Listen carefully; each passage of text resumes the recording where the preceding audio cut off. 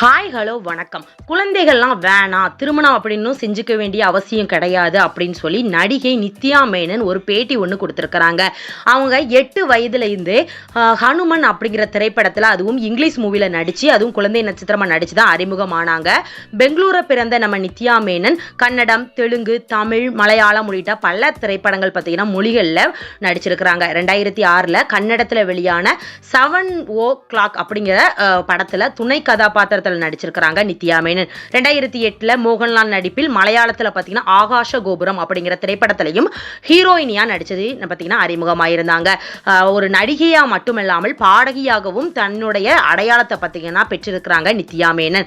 2011 180 அப்படிங்கிற ஒரு தமிழ் சினிமா மூலமா பார்த்தீங்கன்னா அறிமுகமாயிருந்தாங்க. தமிழ்ல வெப்பம், மாலினி 22, பாளையங்கோட்டை, ஜேகே என்னும் நண்பனின் வாழ்க்கை, காஞ்சனா 2, ஓ காதல் கண்மணி, இருமுகன், மெர்சல், திருச்சிற்றம்பலம், இட்லி கடை, தலைவன் தலைவி என பல படங்கள் இப்போ தொடர்ந்து ஆக்ட் பண்ணிட்டு வராங்க.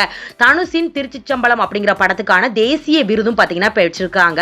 நித்யா மேனன் நடிப்பில் கடைசியாக இப்போ இட்லி கடை அப்படிங்கிற படம் வெளியாகிருந்தது. ஓம் சூப்பர் டூப்பர் ஹிட் அப்படின்னு கூட சொல்லலாம். 37 வயது ஆகுது நம்ம நித்யா மேனன். இவங்களுக்கு இன்னும் திருமணம் பண்ணிக்கல, சிங்கிளா தான் இருக்கிறாங்க. திருமணம் மற்றும் குழந்தைகள் குறித்து நித்யா மேனன் சொல்லியிருக்காங்க, ஒரு பேட்டியில் சொல்லியிருக்காங்க. நமக்கு குழந்தை வேணும் அப்படின்னா திருமணம் தான் செஞ்சுக்கணும் அப்படிங்கிறது அவசியம் கிடையாது. திருமணம் செய்யாமலே குழந்தைகளை பெற்றுக்க முடியும். பல அறிவியல் முறைகள் இருக்கு இதுக்குன்னு அப்படின்னு சொல்லியிருக்காங்க. எனக்கு ஒரு உண்மையான காதல் கிடைச்சா கண்டிப்பாக நான் திருமணம் செஞ்சுக்குவேன்.